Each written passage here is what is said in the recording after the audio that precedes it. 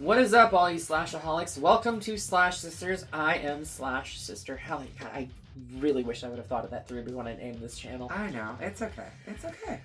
And that makes me Slash Sister Jen. You know, at least our names aren't like Sally and Susie or something, because that would make it like way harder to say it.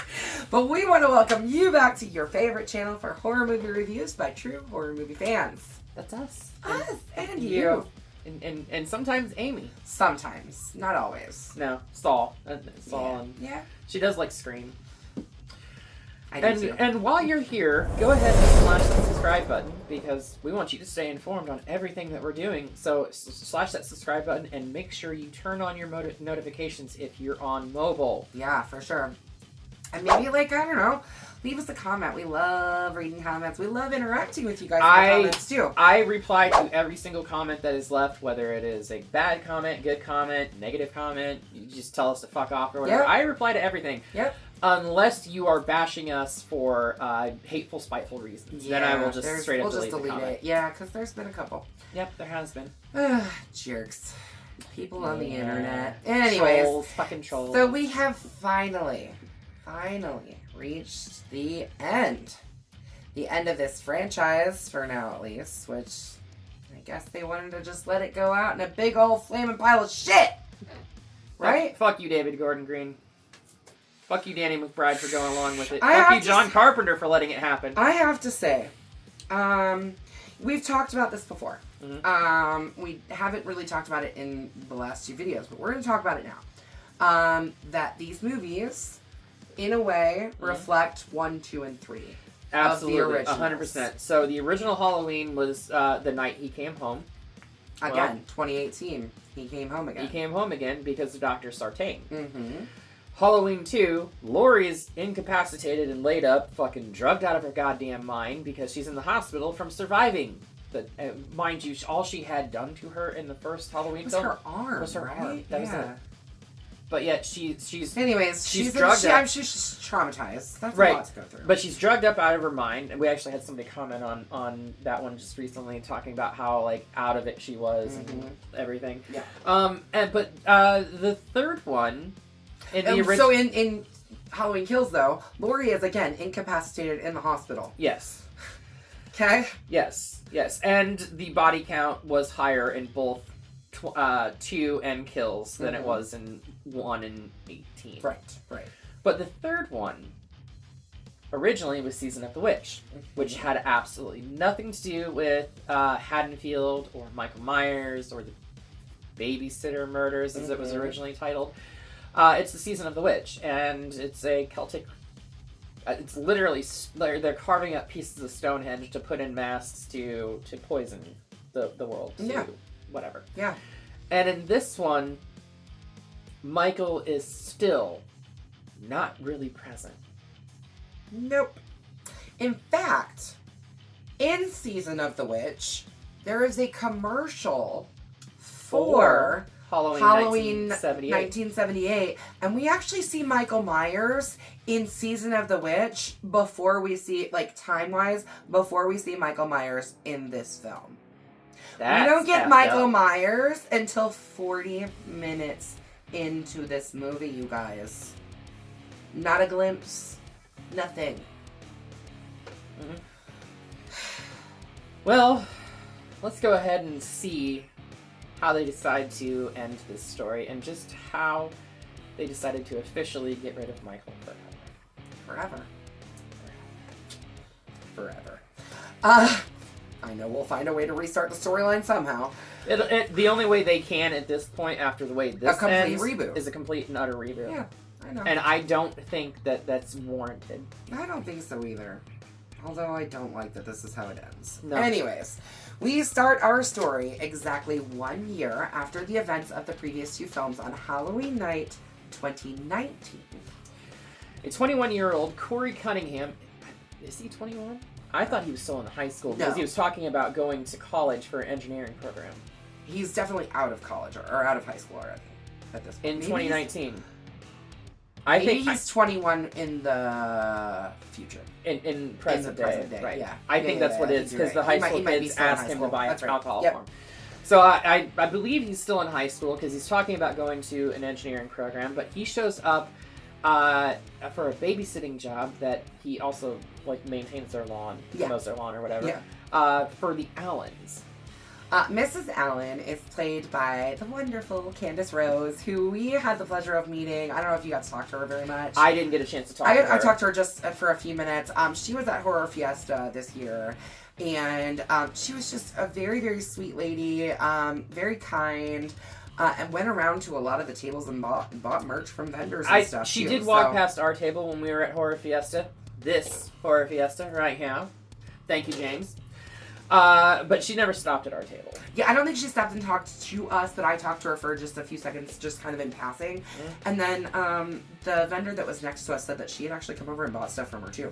So nice. Yeah, so, and I know a couple of the authors had said that she bought stuff from them as well. I know DM. Yeah, I can't remember what his last name is. I can't pronounce it. We know who you are, though. He was taking a lot of... Because he was right next to her. Right, so, yeah. He said she was just super awesome. So, yeah, anyway, so she's great. But she plays the mom, the Mrs. Allen. Jeremy is there to baby... Sorry. Corey is there. I typed that in wrong. Sorry, guys. This is what happens when she doesn't get me the scripts until the day we record. Not bad. Yeah. Corey... It's been a lot this month, you guys. It really has. By the way, happy Halloween, everyone. Happy Halloween! Because it is Halloween. My favorite day of the year. Right. Corey is there to babysit Jeremy, the little shit of a son of the Allens. I don't really feel like pretending to be best friends with an ugly-ass boy babysitter. Basically he pulls the prank by moving the knife around the house. Right, and opening the front door, like trying to make it look like maybe Michael's back. The prank reaches a fever pitch when he locks him in the attic, though. Yeah, he ends up locking him in the attic while Corey is holding said knife. Was he holding the knife? Yes, he was holding the knife. Okay. He was holding the knife when he leans over the banister after he falls. And mind you, the parents come home, and all they hear is, "I'm gonna kill you, Jeremy!" And next thing they know... What was that? 3 floors up, probably. 3 floors up. And to his death, and bounces! Like his neck pops back up. Oh, it's... Like the whole upper half of his body pops back up and then smacks back down And then they shoot up, and all it is Corey. He's got the knife in his hand, and he's leaning over the banister, and the mom looks up and screams, What did you do? What did you do? Yeah, I have to say, this opening is really good. I thought it was fucking dumb. I think that if you took this out of the whole thing altogether, out of Halloween, and just made it a short story, it's a really cool short story. I think it's also interesting to note that before all of this pranking bullshit happens and Jeremy's untimely demise, they're watching John Carpenter's The Thing. Yeah, they are. Which is a very clear nod to 1978 when Laurie and Tommy are watching The Thing from another planet or another world or whatever. Right. It's clearly a nod to that. However, that being said, if John Carpenter's The Thing exists in this universe, John Carpenter's Halloween exists in this universe, which means that he basically tantamount made a documentary movie about the events of 1978. Yeah, it's not the first time that this has happened in this series. We've talked about this before. Yeah, Halloween 2.0. The Scream and everything. Yeah. Anyways. Corey is arrested on aggravated manslaughter, but is eventually cleared of the charges. But it doesn't matter that he was proven innocent. The citizens of Haddonfield have decided to make him their new boogeyman because Michael is no longer anywhere to be found. Yep. We then cut to 3 years later, and the town of Haddonfield, Illinois is still reeling from the aftermath of Michael Myers' most recent killing spree in 2018. He took our dreams and turned them into nightmares. Laurie Strode is writing a memoir and living with her granddaughter Allison. She's turned into a regular Susie homemaker at this point, trying to bake pies, knitting, and writing a memoir. Yeah. The suffering Michael caused became an infection, passing on to people who never even crossed his path. So I have always had a problem with the fact that we established throughout this trilogy that Michael goes home. He always goes home. He always goes home. But then he doesn't go home in this one. Yeah. It was recently brought to my attention. By our wonderful producer. Yes, because when we were watching... me and her have been pissed about this whole he always goes home. Why didn't he go home? Why is he in a fucking sewer? Apparently, and the only way that I even noticed this is I paused the movie at exactly the right time. And I guess if you didn't pause it at just the right time, or if you're not paying attention fully. Yeah. Myers' house was demolished by the townspeople of Haddonfield as a way to try to heal and move on. It's not fucking stated any point in this film that he can't go home because his home no longer exists. It's only so this whole sewer Michael thing has been fucking annoying as hell for the last goddamn 2 years and pissing me off, but really there was a fucking explanation the whole damn time. But the only way you know that is if you're paying attention to what's happening in the opening credits and there's a news clipping that's up on, I think it's Laurie's board in her house or whatever, as it pans from I remember it. This. As soon as you guys said it, I was like, you gotta be fucking kidding me. Right, but it says that Myers' house was demolished, and I'm like, well, there goes 50% of my fucking argument for not liking this film. Yeah. But a sewer? Yeah. Anyways. Okay. Meanwhile, Corey is working at his stepfather's salvage yard. I love this guy so much. His dad. His stepdad, yeah. He's a fucking great character. He's so funny. He's good to Corey. Absolutely. Like, he really, as a stepfather, he could very easily just be a complete asshole. No. That's not his kid, you know? He doesn't have to care about him. But the way that his mom treats him, I don't know how he stays with that woman. She's because he probably can't get financing to get a house on his own after background. Whether he was innocent or not, he was still arrested. No, I'm talking about the stepdad. I don't know how he can be with her. She's the nightmare. Oh, well, yeah. Okay. He's a cool dude. How could you be with someone like that? Ugh. She's yuck. Ugh. I could say something, but I won't. On his way home one day, after getting some chocolate milk at a convenience store, he's of age to buy alcohol. Chalky milk, and he gets gotta have the chalky milk. Right. I think it's actually Yoo-Hoo too, because it's in a glass bottle, which isn't milk. No, it's chocolate drink. Chocolate drink. I think that's what it's labeled as. It's chocolate drink. To make Yoo-Hoo, instead of using milk, it's literally water. It's chocolate served in water. Yeah. Yum. But he's attacked by high school bullies that are marching band people. Bring a little milk. He refuses to buy them alcohol. I'm sorry. I watched the behind the scenes for this the other day, and they were talking about how they turned the band geeks into the cool kids, and I'm like, no, the fuck you didn't. You sure didn't. You just made them bigger asshats. Killed a kid and too pussy to buy some fucking beer. Just like all the popular kids are. Exactly, which is not the fucking case, because No. band people are usually pretty fucking cool and very chill. Yeah. Anyway. Yeah, so I guess they picked the worst of the band. Right. Anyway, he ends up, he crushes the fucking bottle in his hand. Yeah, but then they push him and he falls onto the glass and, really injures his hand pretty bad. Mm-hmm. But Laurie saw what happened and hands him a knife and helps him slash the tires of the kids who just attacked him, which is kind of awesome. But then she takes him to the doctor's office where Allison works, or maybe the hospital. Is it? It's on her scrubs. It said HMH. So Haddonfield Memorial Hospital. Cool. Sorry, what are you doing?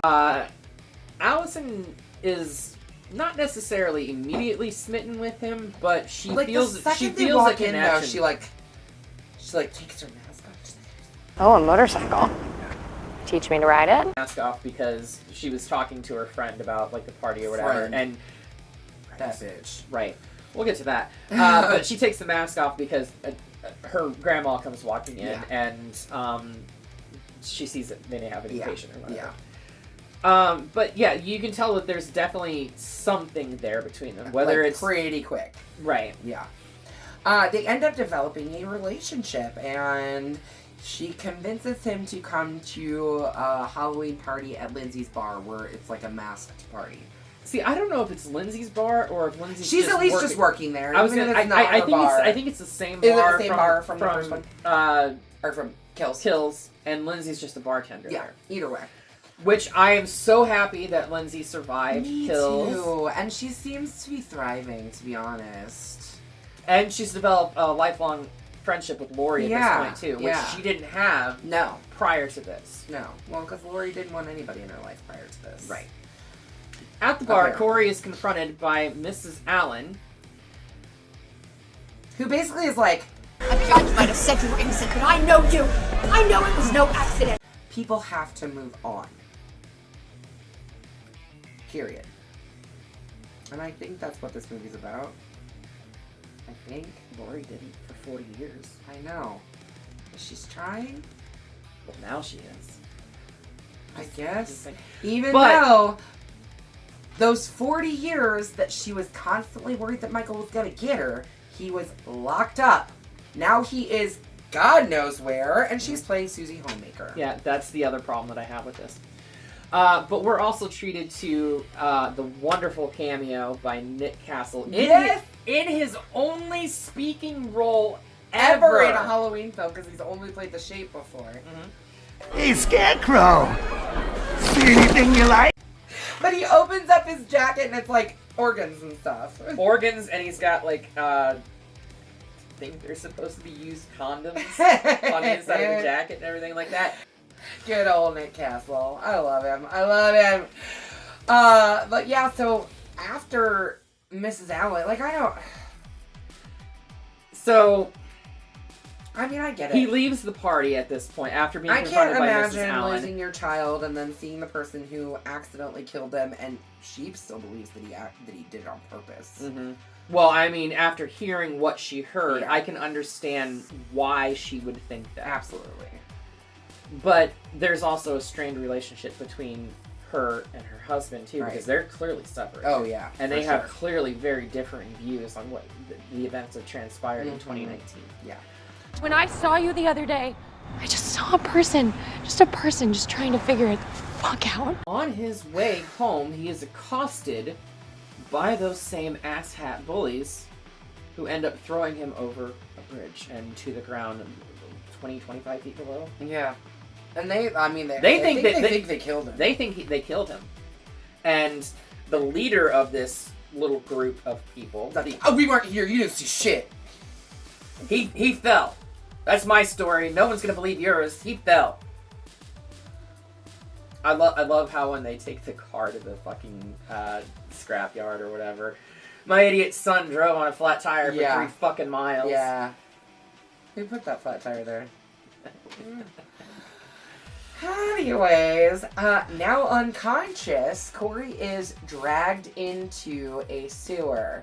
Where we finally, fucking 40 minutes into this movie, get to see Michael Myers. But he's been living in a sewer for the last 4 years. Which apparently is because his house was torn down, but a sewer? I don't get it. I do not get it. That doesn't make any fucking sense to me. I think it's also, I didn't point this out in the Kills video, but he got these 2 fingers blown off. Yeah. They clearly have not regenerated. He still doesn't have them. This is 5 years. Yeah, I think so, yeah. 2018. Yep. No, 4 years.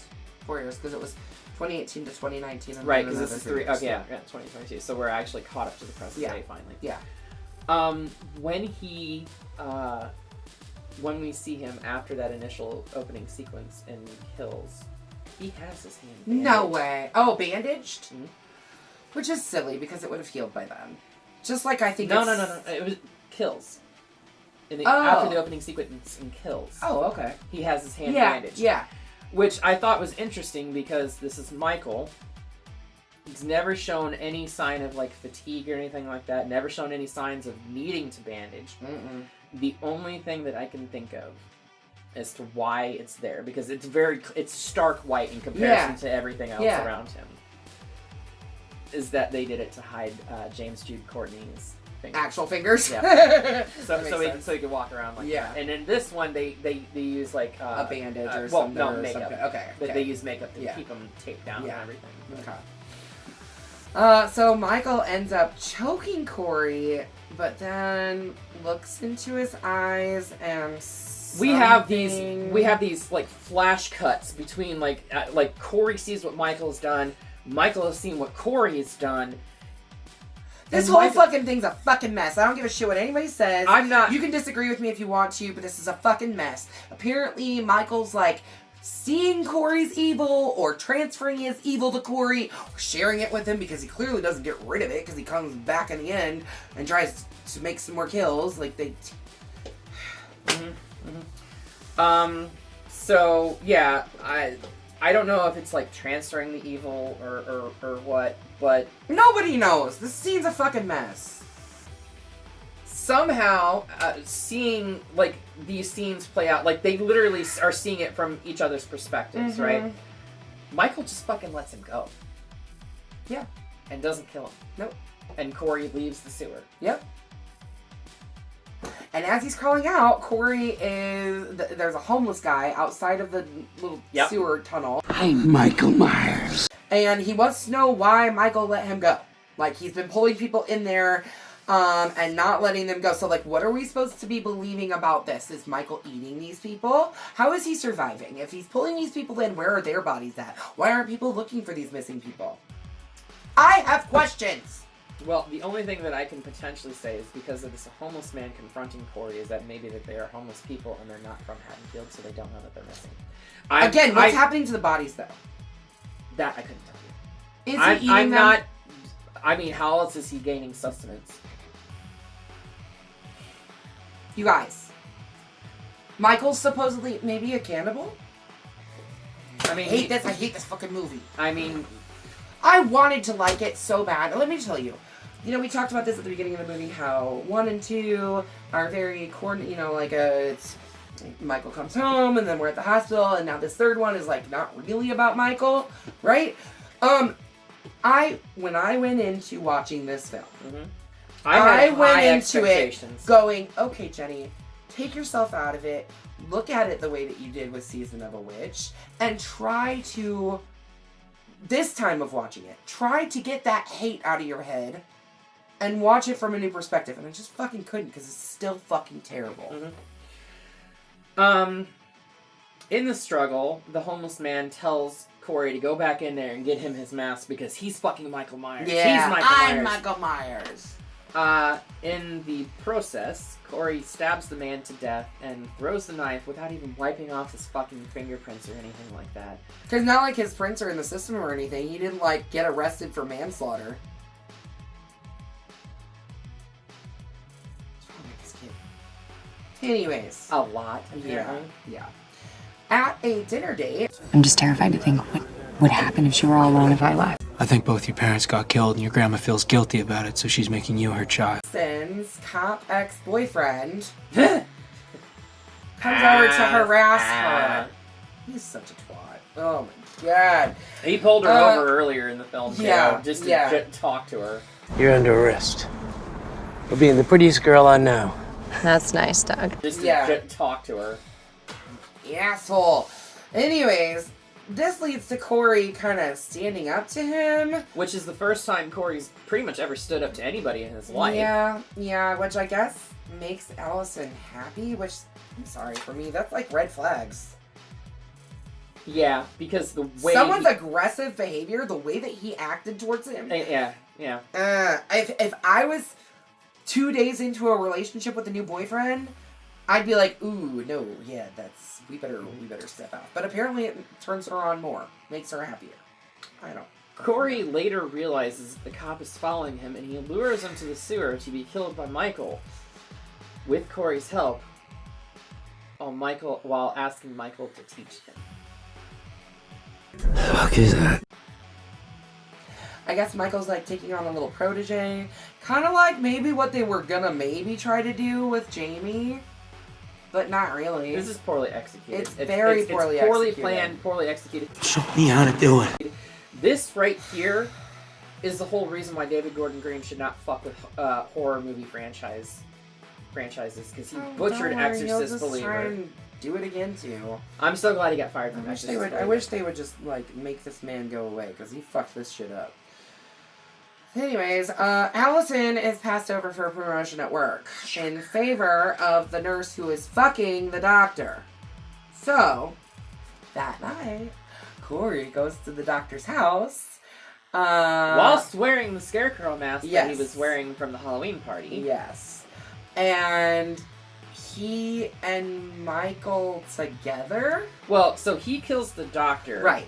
Puts the bag over his head. Right. Whatever, yeah. Michael shows up as the nurse, locks Corey out of the house. Right. Tries to call 911, and then Michael shows up and he pins her to the wall with the fucking butcher knife. Yeah. Because I guess they're a team now? I guess that's what we're led to believe. Tag team in the murders in Haddonfield. Way to go.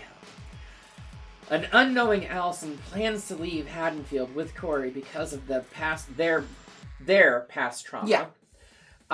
Wanting to leave everything behind. I believe the actual words were like, sometimes I just want to light it to the ground, light a match and burn it to the ground.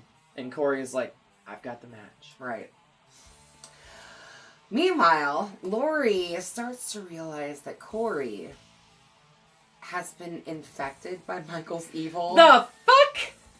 Are we talking about Michael or this kid? Michael's eyes in Corey.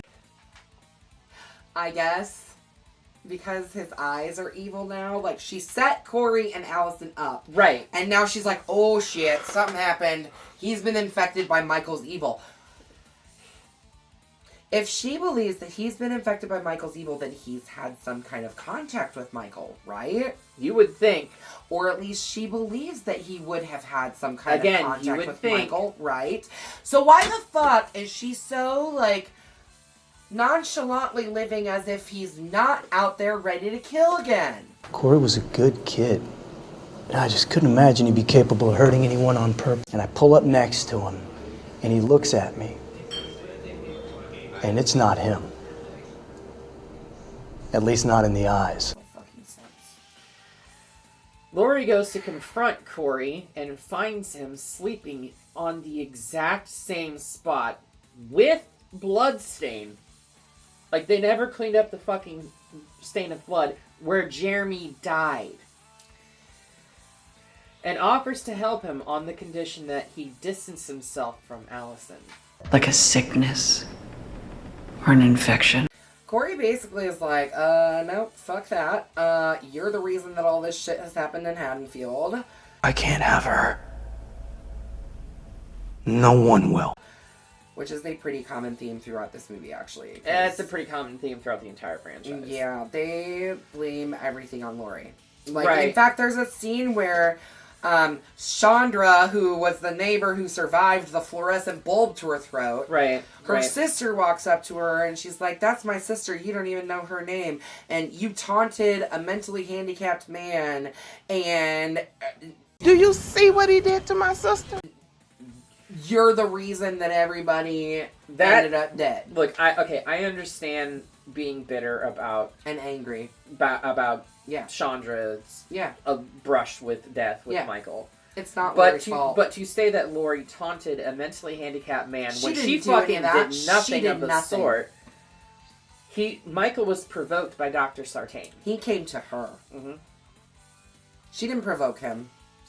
And if we're led to believe that, okay, so after the events of the first movie, she never has contact again with him until he comes to her house 40 years brought later. there by Dr. Sartain. Right. It's not her fault. Even if the whole town, Haddonfield, wants to fucking blame that shit on her, it is not on her. Allison knew the truth. Mm-hmm. She knew because Sartain told her the fucking truth in 2018. Yeah. But yet everyone still blames Laurie. And Laurie's just gonna let that be? Right. Corey returns to the sewers where he successfully fights Michael. I'm just a man, and I always mask. And steals his fucking mask. Michael, who single-handedly took down all the firefighters, an entire mob of people, and has been living in a sewer, which, I mean, okay, yeah, maybe he's weak, but he is Michael fucking Myers. He's not gonna get beat up by some 21-year-old kid. This is bullshit. But he then embarks on a rampage, murdering the bullies after luring him to the salvage yard. It is interesting to note that he is also donned mechanics coveralls here, too. Yep. And he brutally murders some of these kids.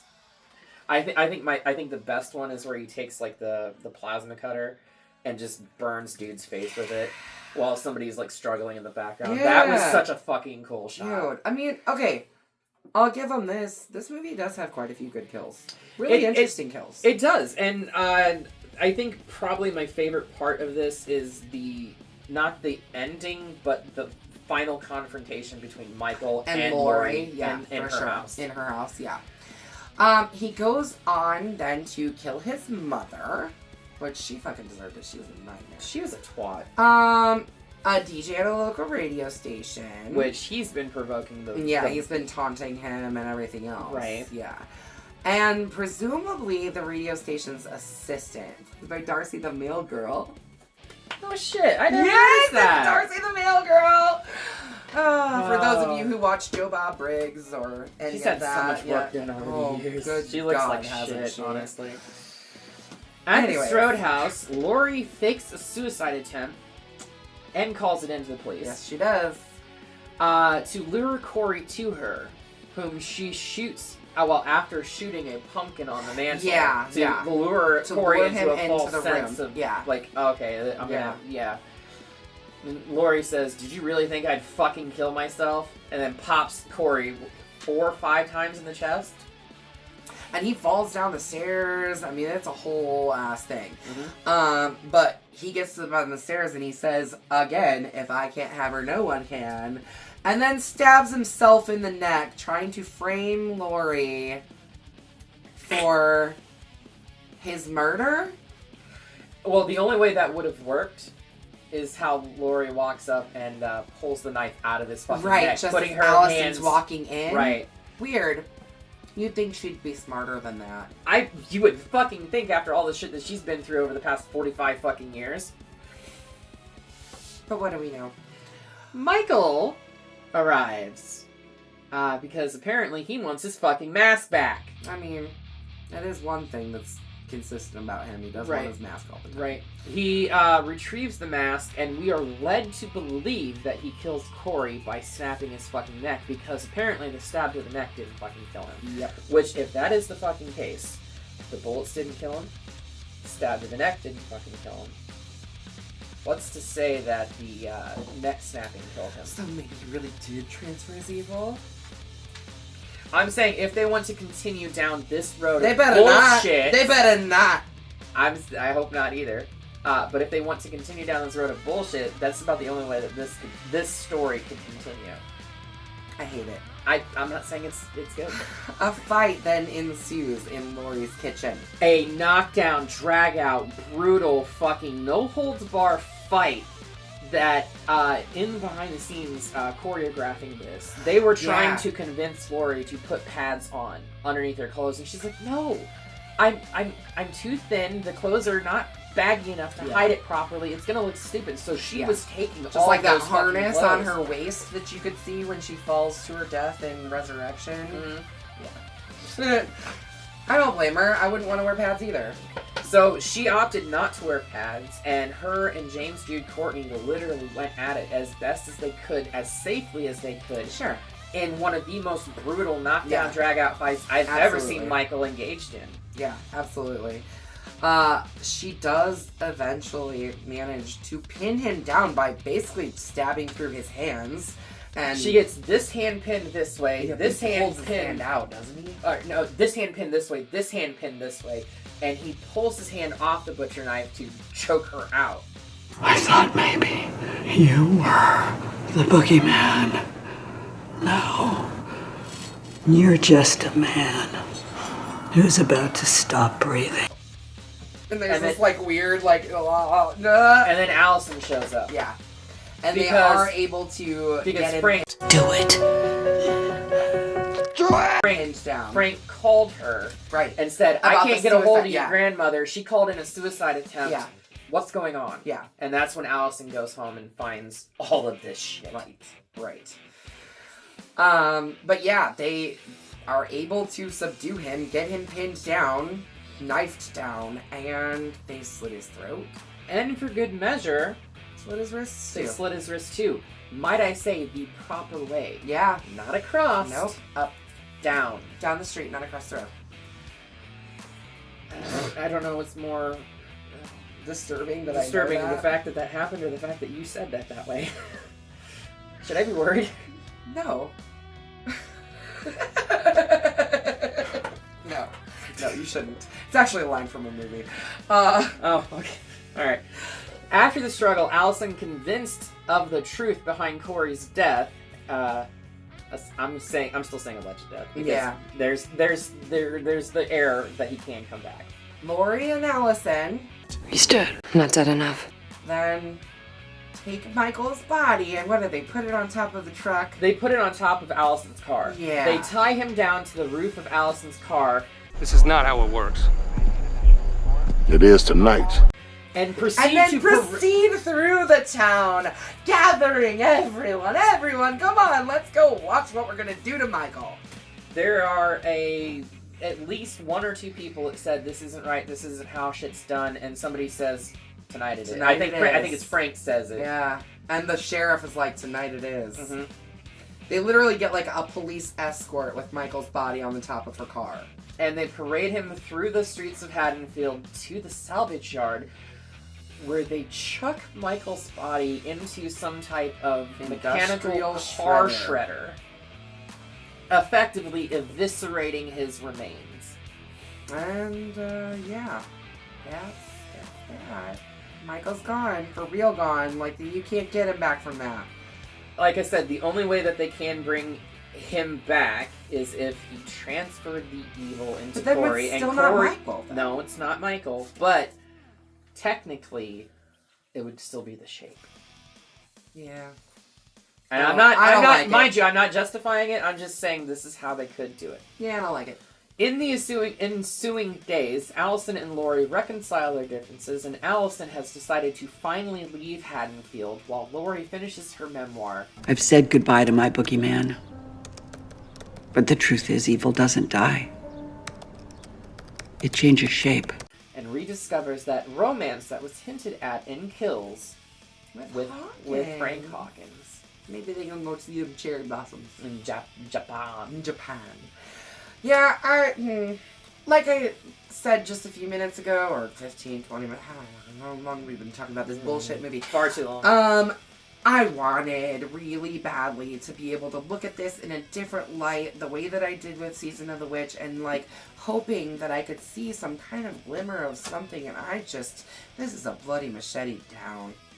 I wanted to like this just because we were promised this, and we did get a knockdown, drag-out fight between Michael and Laurie. Sure. But it took us, what? But Michael was in the movie for what, all of 5 minutes? Total, maybe 10, at max. But it took us an hour and 45 minutes to get to that fucking drag-out fight. It took us 40 minutes to even see Michael. Sorry. So yeah, fuck you, David Gordon Green. Yep. You ruined this. Fuck the end of this wonderful franchise. We could have left it at 2018 and been perfectly happy with it. It is 2 Bloody Machetes down from us straight to you, and we are going to send this shit straight back to Haddonfield and get it the fuck out of here. I'm tired of talking about Halloween! You know what? You know what's really funny is that we've been so into watching Halloween. Yeah. I have no fucking clue what we're watching next. No clue. Not a clue. I looked it up a couple of weeks ago, but I've watched 4 more Halloween movies since then, and it's gone. Gone. So, tell me, Allie, what are we doing next? So, obviously, we are wrapping up our Halloween deep dive because today is Halloween. Yes, so happy Halloween again. Happy Halloween to you all, and sorry we drug you through this. Hopefully, you have enjoyed our breakdown of this entire franchise. If you did love this movie, and there's just something that we aren't getting, then please comment. Explain it to me. Right. I Call need to us know. Because I just don't. So you don't know what we're doing? I don't. I really don't. You're going to say it and I'm going to be like, oh yeah. Well, we're going back and revisiting a world that we've done twice? 3 times? Is it Saw? Are we going back to Saw? No. No? Is it Scream? No, we're not Scream. It's not a franchise. It's not a franchise. But it's from an acclaimed horror author. Oh, are we doing another Stephen King? Yes, we are. Oh. I can't see it, you guys. I can't see it. It's on the other... I still don't know what it is. The Plymouth. Christine! We're sticking with some John Carpenter, though. So. Yes, because John Carpenter did direct this film. Yeah, yeah. All right. Okay. I actually haven't watched this one in a very, very long time. I don't know that I have actually ever seen all of this from start to finish. I caught it on TV midway through, and I've seen yeah, this is definitely one I've that seen can the be played on TV. Right. But I don't know that I've ever sat down and watched this from start to finish, so this will be probably my first time actually watching the full story of it. I want to say it's probably been since high school since I've watched it. So this will be fun. This will be like a brand new experience. And we are also not going to be dropping any more than one video a week now because I am tired. We're tired, guys. I'm exhausted. This month has kicked my ass both physically and mentally, and she's been working at the haunted house this year too. She's been a scare actor at Spook Hollow. I mean, she's just been a very busy woman. And plus, spooky season's just busy for us anyways. There's so much going on. This is what happens when you revolve your life around spookiness. You know. But we love it. We love it. This is our season. So come back here next week. Yes. That's right, next week. Watch this. Come back here next week and see our breakdown of this. Till then, be sure to smash that subscribe button, stab the like button, and ring-a-ling that gray bell so you don't get lost in the mix and can stay up to date on everything we're doing on this platform. Till then, we will see you all in the afterlife.